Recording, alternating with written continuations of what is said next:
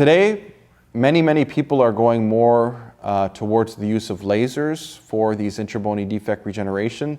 This was a nice video that was provided by one of our co-authors of our textbook, Fabrice Baudot.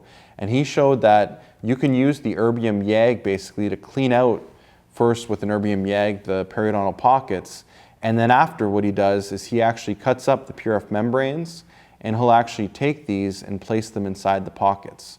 So you'll see here he'll use the same instrument for placing cords, and you can basically use this instrument and just stuff the PRF membranes inside these pockets. Okay, so you're just going to slowly place it in there. You do not need sutures in a lot of these cases. Like I said, this is all to do with non-surgical periodontal therapy.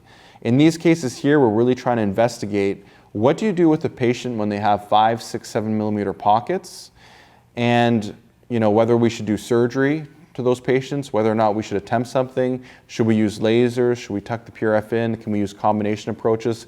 That's all current research that's currently being done, and that's kind of where we're at today with respect to using PRF for intrabony defects. And I think the future field, like I said, will be very, will determine whether or not we can actually gain a couple extra millimeters here and there by using PRF in some of these different strategies.